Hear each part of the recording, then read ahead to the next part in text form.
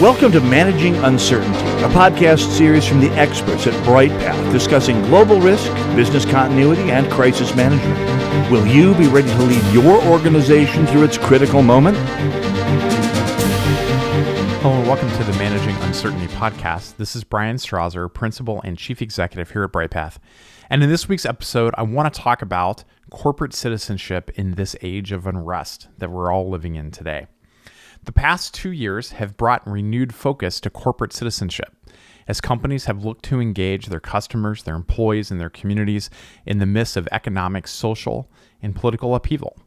Pursuing these efforts can drive large-scale, meaningful change for society while differentiating a company's brands and products to deliver a competitive advantage. But what is corporate citizenship, and how can your company benefit from contributing to the broader good? Well, let's start by looking at the evolution of this idea of corporate citizenship. According to the Boston College Center for Corporate Leadership, they define corporate citizenship is how a company exercises its rights, obligations, privileges, and overall corporate responsibility within our local and global environments. Now, this practice goes by many names: corporate social responsibility, or CSR, environmental, social, and governance, ESG, corporate responsibility, conscious capitalism, or compassionate capitalism. But this is all about how a company creates a positive social and environmental impact while practicing good corporate governance while meeting its financial goals.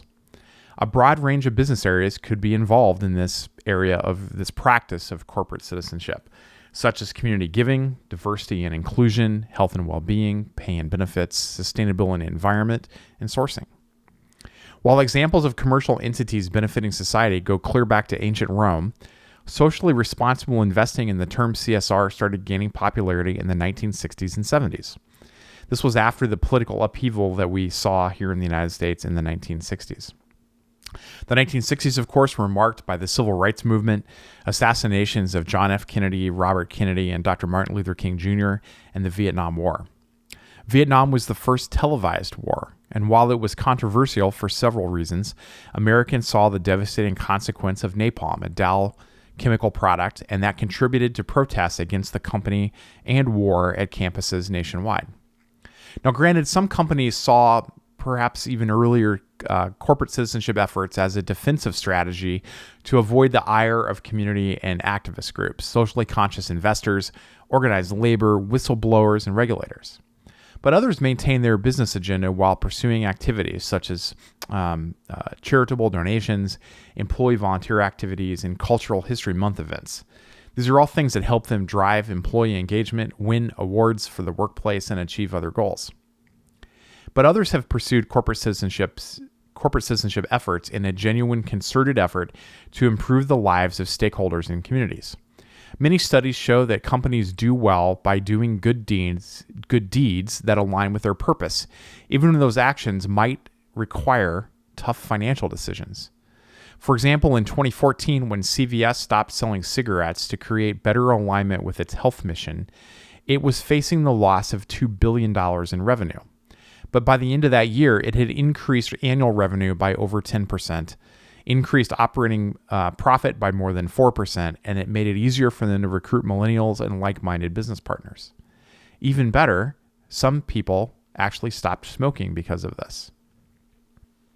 Now, recent shifts have driven a lot of opportunity in this area of corporate citizenship. And in the last 20 years, this idea of corporate citizenship has evolved significantly from activities that complemented, or at least didn't detract from, a company's business agenda. Leading companies now have visionary programs that integrate with their business model, involve multiple stakeholders, and are rooted in a higher externally facing purpose that drives a distinct competitive advantage. Much of this shift can be attributed to generational changes with millennials and Generation Z, generations that prefer to shop with and work for socially responsible companies with whom they can have a relationship. Regardless of a company's progress to date, 2020 and 2021, with a global pandemic, political division, and a renewed fight for racial and social justice, has been seen as a catalyst for companies to renew their focus on corporate citizenship. As Lily Zhang writes more recently in Harvard Business Review, this involves moving beyond corporate social responsibility to what employers and consumers now want, and that is corporate social justice. And you can read this in the HBR article, We're Entering the Age of Corporate Social Justice. Nowhere is this truer than in retail and consumer goods companies. In KPMG Global's Retail Trends for 2020, Preparing for the New Reality, purpose moves to the forefront in Trend 2, as they describe it, moves beyond the evolving retail business model. This report highlights the growing momentum towards purpose in recent years, as this year's, quote, upheaval only accelerated a trend that was already well underway, unquote.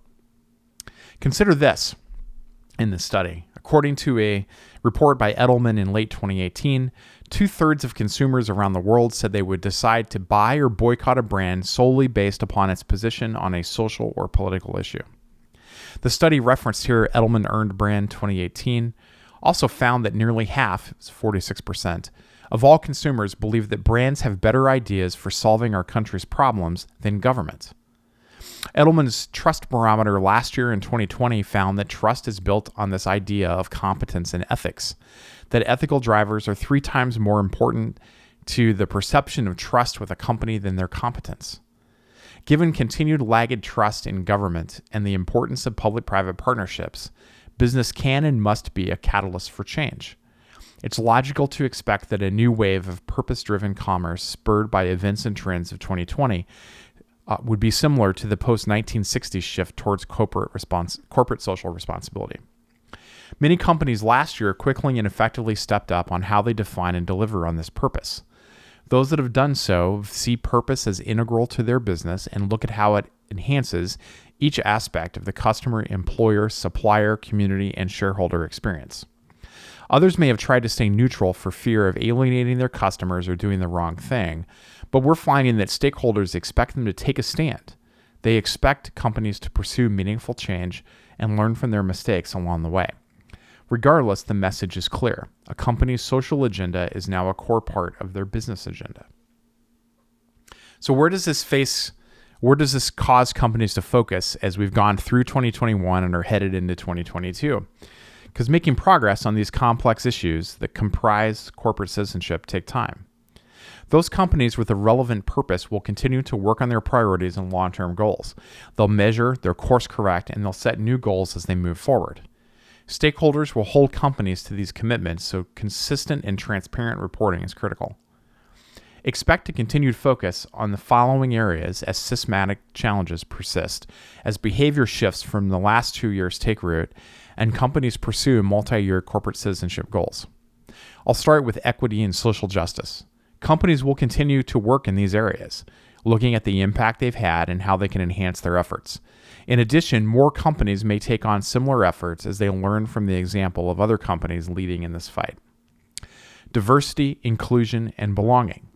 Many companies will report on the results of these efforts after making public commitments in 2020 and 2021, and they'll look for ways to hold their organizations accountable for meeting these important long-term goals.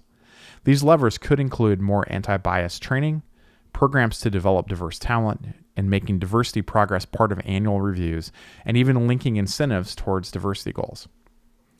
Corporate governance. The impact of the COVID-19 pandemic has really put ethics, diversity, compensation, transparency, shareholder rights, and economic disparities into an even greater spotlight. This has implications for shareholder meetings, which will probably still be virtual in 2022, proxy statements, shareholder resolutions, executive compensation, CEO pay ratios, director independence, and board diversity. The fourth is civic engagement. In a continued politically divided America, many companies have engaged their workforces in nonpartisan efforts to get out the vote. Regardless of which candidates are elected in November 2022, companies would do well to continue to focus on constructive themes that all employees can support, such as unity, healing, respect, inclusion, and calls to serve their communities in ways that will create meaningful change. The fifth is sustainability and climate change. While the public's attention might have been diverted towards the pandemic in the last 2 years, climate change remains a critically pressing issue, and the health of the planet and its people go hand in hand. Expect renewed energy towards addressing climate change post-pandemic. Health and safety.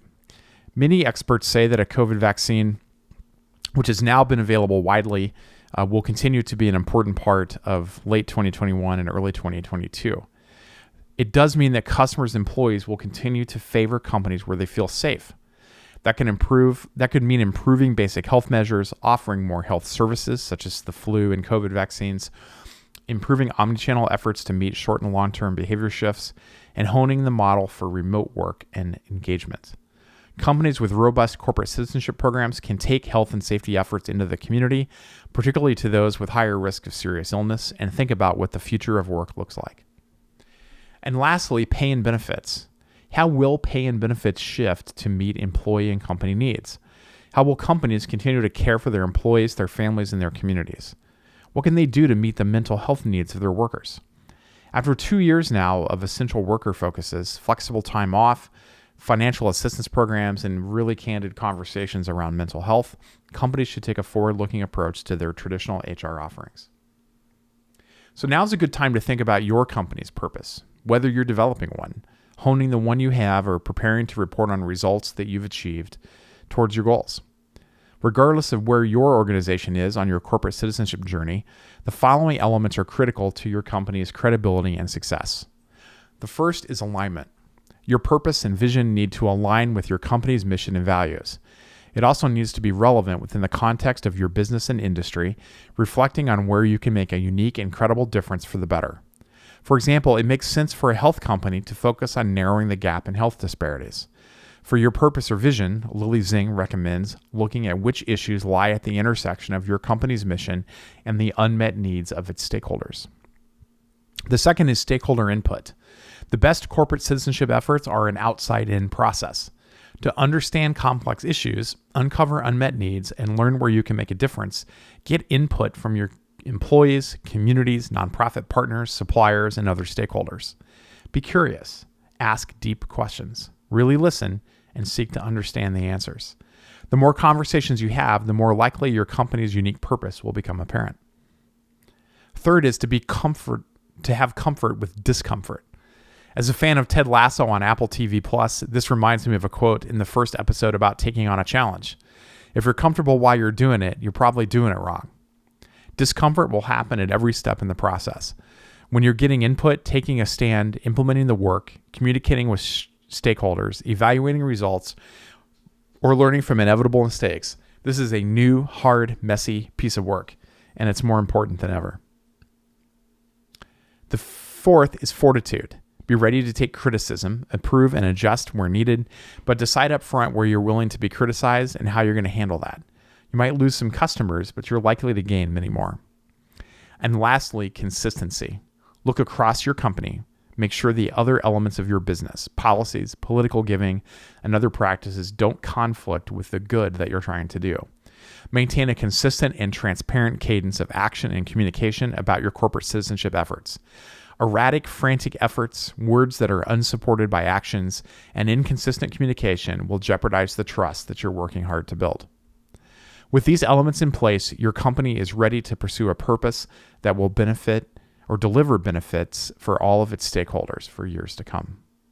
That's it for this edition of the Managing Uncertainty podcast. We'll be back next week with another new episode. Be well. Thanks for listening to this episode of Managing Uncertainty, produced by the experts at Bryghtpath. To receive notifications of new episodes, join our newsletter at bryghtpath.com or subscribe through your favorite podcast player, such as iTunes or Google Play. Learn more about the services and trusted advice from Bryghtpath by visiting bryghtpath.com. That's BRYGHTPATH.com.